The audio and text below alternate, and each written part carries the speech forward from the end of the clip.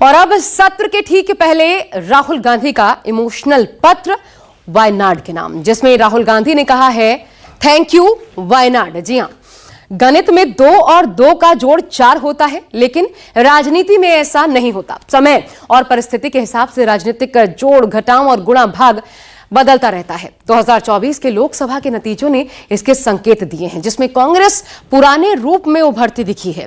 राहुल गांधी के नेतृत्व की सराहना हो रही है। राहुल गांधी ने वायनाड छोड़ने की जानकारी दी तो प्रियंका के चुनाव लड़ने के ऐलान के साथ अब राहुल गांधी ने वायनाड के लोगों को चिट्ठी लिखी है। इसमें उन्होंने अपने दिल की बात की है, वायनाड के लोगों का आभार व्यक्त किया है और साथ ही बहन प्रियंका की तारीफ भी की है। देखिए क्या है कांग्रेस का फ्यूचर प्लान।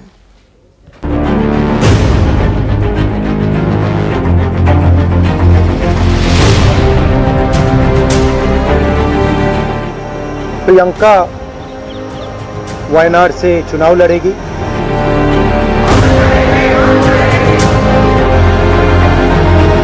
बहुत खुशी की बात है कि प्रियंका वहां से लड़ेंगी। मैं आपको अपना बेटा सौंप रही हूं।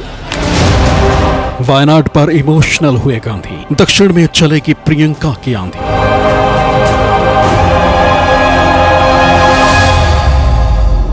राहुल ने प्रियंका को सौंपा कर पूरा होगा भाई बहन का प्रण।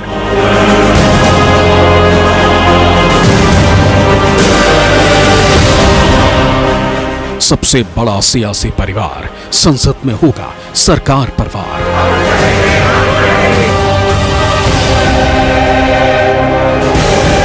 उत्तर में भाई, दक्षिण में बहन, विरोधियों पर लगेगा ग्रहण। ये राजनीति का रण है, जिसमें जो दिखता है वो होता नहीं है, जो होता है वो दिखता नहीं है। लेकिन राहुल गांधी इससे अलहदा है।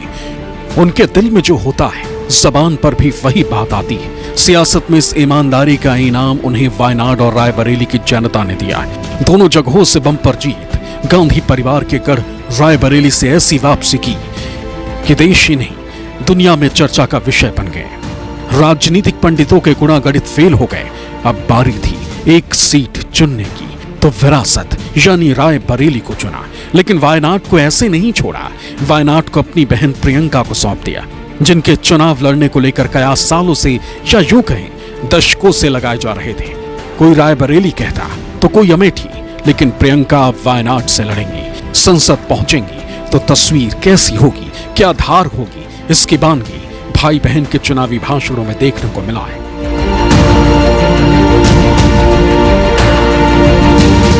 मुझे बहुत गर्व है कि रास्ता रायबरेली, अमेठी और उत्तर प्रदेश ने दिखाया है। उत्तर प्रदेश की जनता ने नफरत के खिलाफ, हिंसा के खिलाफ, अहंकार के खिलाफ दबाकर वोट दिया है। जिन्होंने मेरे बड़े भाई को वोट देकर इतनी भारी बहुमत से जिताया, हम सब आपके आभारी हैं। और जितनी श्रद्धा, जितनी निष्ठा आपने हमें दिखाई है, उससे दुगनी श्रद्धा, उससे दुगनी निष्ठा के साथ हम सब आपके लिए काम करेंगे, अगले 5 सालों के लिए और हमेशा के लिए। राहुल गांधी ने वायनाड के लोगों को चिट्ठी लिखी, जिसमें उनके दिल का दर्द झलकता है। राहुल गांधी लिखते हैं, वायनाड के प्यारे भाइयों और बहनों, मुझे उम्मीद है कि आप ठीक होंगे। जब मैं मीडिया के सामने आपको अपने फैसले के बारे में बताने के लिए खड़ा था, तब आपने मेरी आंखों में उदासी देखी होगी। तो मैं दुखी क्यों हूं? मैं आपसे 5 साल पहले मिला था। पहली बार जब मैं आपसे मिलने आया था तो मैं आपका समर्थन मांगने आया था। मैं आपके लिए एक अजनबी था, फिर भी आपने मेरे ऊपर विश्वास किया।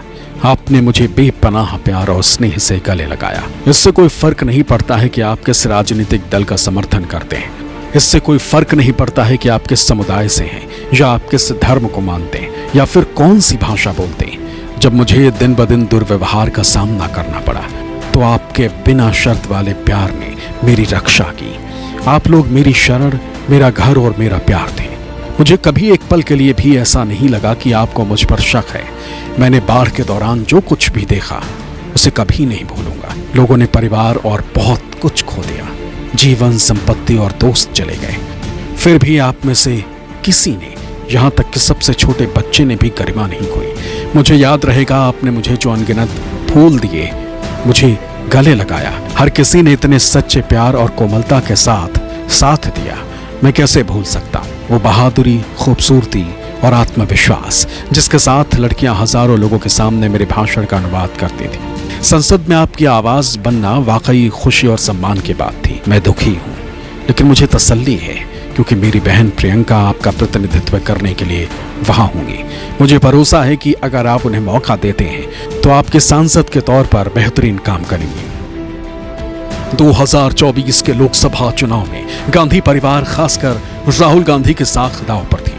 बीजेपी के 400 पार के नारे पर चर्चा हो रही थी। कहा जा रहा था कि इस बार 400 पार है, लेकिन राहुल गांधी ने हर मंच से कहा कि बीजेपी 400 पार क्या, बहुमत का आंकड़ा भी अपने दम पर नहीं जुटा पाएगी। वो संविधान का सवाल भी उठा रहे थे। मैं आपको दिल से धन्यवाद करता हूं।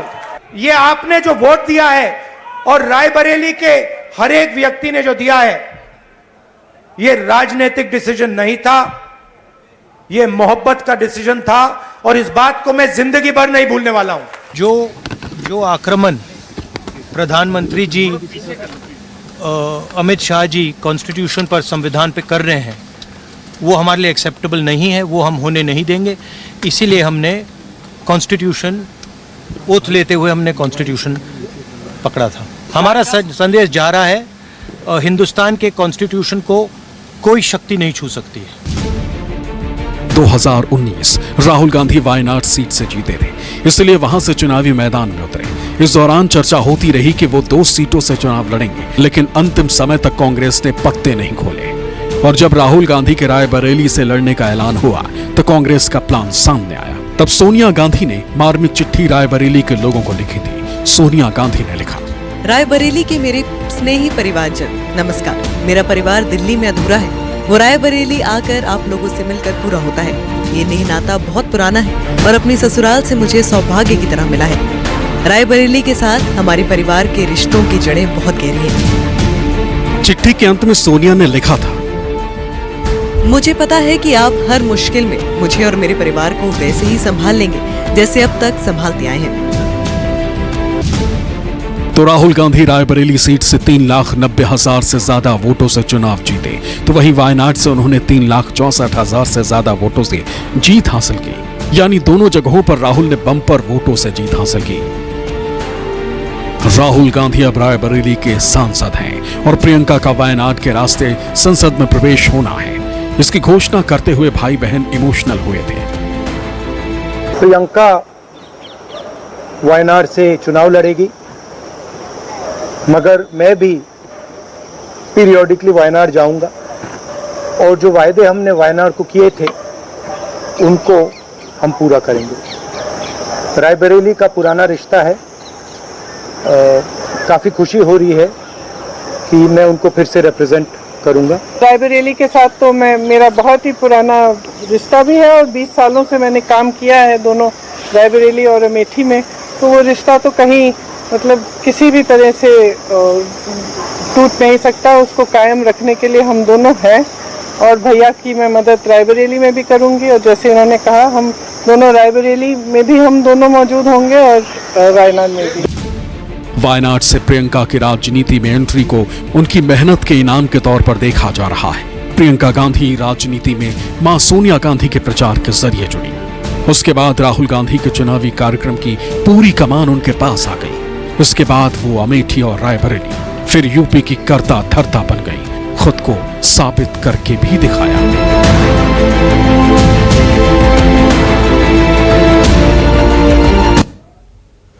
तो ये खुशी और इमोशंस इसलिए हैं क्योंकि 2024 के चुनावी नतीजे कांग्रेस के लिए संजीवनी की तरह हैं। इनसे आने वाले दिनों में देश की राजनीति किस करवट बैठने वाली है, इसके भी संकेत मिलते हैं। अब राहुल गांधी रायबरेली के सांसद हैं, तो प्रियंका गांधी की संसद में एंट्री वाया वायनाड होगी, यानी भाई उत्तर तो बहन दक्षिण भारत में राजनीति की कमान संभालेंगी।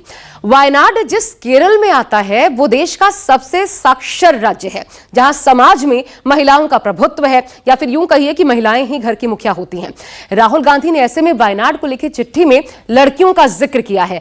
प्रियंका भी अपने भाषणों में, आपको याद होगा, कहती रहती हैं लड़की हूं, लड़ सकती हूं, यानी कांग्रेस की लाइन साफ है। तो चिट्ठी के जरिए राहुल गांधी ने क्या किया, इसको समझने की कोशिश करते हैं। देखिए आखिर क्या करने की कोशिश कर रहे हैं राहुल गांधी। पहला सवाल यह कि क्या चिट्ठी के जरिए राहुल ने बहन प्रियंका की संसद में एंट्री का रास्ता सरल करने का काम किया है। इसके बाद सवाल एक और उठता है, सवाल नंबर 2, बीजेपी के मिशन दक्षिण की काट भी क्या प्रियंका गांधी ही बनेंगी। दरअसल केरल के साथ कर्नाटक, तेलंगाना, तमिलनाडु में अच्छा मैसेज जाएगा, और वैसे भी गांधी परिवार का दक्षिण से कनेक्शन पुराना रहा है। इंदिरा गांधी से लेकर सोनिया, राहुल तक दक्षिण से चुनाव लड़े और जीते हैं। तीसरी बड़ी बात देखिए क्या कर रहे हैं राहुल गांधी। 2026 में होने वाला केरल चुनाव वो नजर में है, और कांग्रेस इस लिहाज से मजबूत तो होगी, यह भी एक ध्येय है। प्रियंका की भूमिका इस लिहाज से अहम हो जाती है, केरल में उनका प्रवेश है। चौथी बड़ी बात, प्रियंका दक्षिण तो राहुल उत्तर साधने में लगे हैं। रायबरेली सांसद के रूप में राहुल गांधी परिवार की विरासत तो संभाल ही रहे हैं, लेकिन इसके साथ साथ उत्तर की राजनीति का सबसे बड़ा संदेश भी छिपा है, जिसका पहला और बड़ा असर 2027 में यूपी विधानसभा चुनाव में दिखेगा। एक तरीके से परीक्षा भी होगी। अब कांग्रेस के रिवाइवल प्लान की जो धुरी है राहुल गांधी प्रियंका गांधी, इसको देखते हुए दोनों की राजनीतिक भागीदारी तय की जा रही है, यह भी आप समझ लीजिए। देखिए कैसे यह तय हो रहा है। रायबरेली गांधी परिवार का गढ़ रहा है। फिरोज गांधी, इंदिरा गांधी, सोनिया गांधी, अब खुद राहुल गांधी संसद में रायबरेली का नेतृत्व कर रहे हैं। 2019 में 1 सीट से इस बार 6 पर आई कांग्रेस का मकसद साफ है कि यह जो बढ़त मिली है यूपी में, इसी को आगे लेकर जाना है, लकीर लंबी करनी है। दूसरी बड़ी बात, प्रधानमंत्री को देखते हुए नरेंद्र मोदी के जादू का कम होना। खुद प्रधानमंत्री नरेंद्र मोदी का जादू इस चुनाव काम नहीं कर पाया। उनकी जीत का अंतर 1.5 लाख के करीब होना, यह यूपी में वापसी की राह देख रही कांग्रेस के लिए बड़ा संकेत है। यही वजह है कि कांग्रेस यूपी को फतह करने का प्लान तैयार कर रही है। एक और टारगेट इसके पीछे है, वो क्या है आपको दिखाते हैं। टारगेट है 2027 यूपी विधानसभा का जो चुनाव होगा, उस पर नजर है। यूपी के 2 लड़के राहुल अखिलेश, दोनों दलों में गठबंधन है, लेकिन टारगेट ये नहीं है।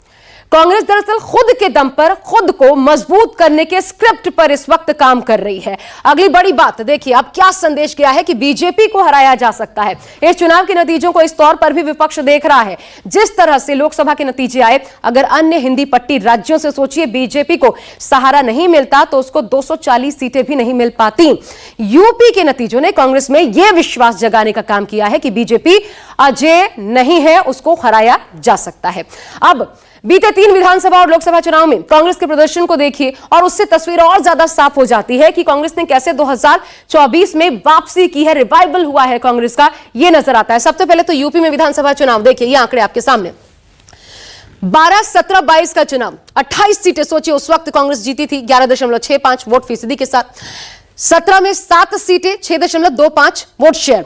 मात्र 2 सीटें 2022 में लड़की हूं, लड़ सकती हूं के सहारे 2.33% वोट पर आकर सिमट गई थी कांग्रेस। अब लोकसभा चुनाव के लिहाज से यूपी में कांग्रेस का प्रदर्शन वो भी देखना अहम हो जाता है, क्योंकि अब इसके बाद परिवर्तन बड़ा हो सकता है, व्यापक हो सकता है, अच्छे नतीजे मिल सकते हैं, क्योंकि एक असर, एक छाप पड़ चुकी है कांग्रेस का कि ये सोच है। 14, 19, 24 3 चुनाव आपके सामने। 14 में 2 सीटें, मात्र 7.53% वोट परसेंट रहा।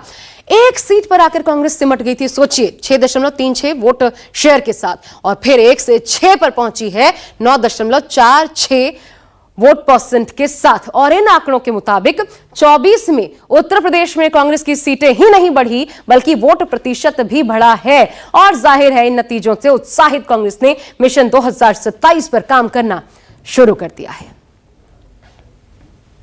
भाई और बहन के बीच बॉन्डिंग है जो आने वाले दिनों में कांग्रेस के विपक्षी दलों को भारी पड़ने वाली है।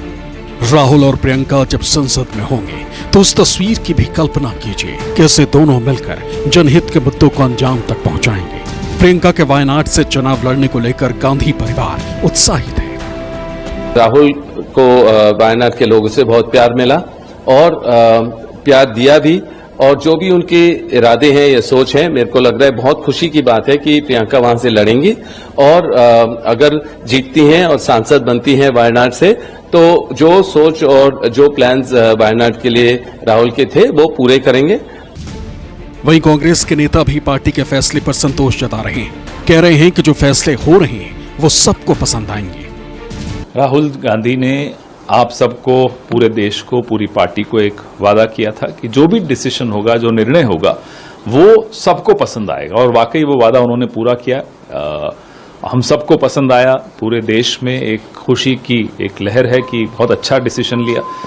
रायबरेली को भी 2 सांसदों का लाभ मिलेगा और वायनाड को भी 2 सांसदों का लाभ मिलेगा। आपने ये सही राजनीतिक निर्णय लिया है जो भावनाओं के अनुसार है कि आप रायबरेली सीट से सांसद बने रहेंगे और वायनाड सीट से प्रियंका जी अपनी बहन को वहां से चुनाव लड़ाएंगे।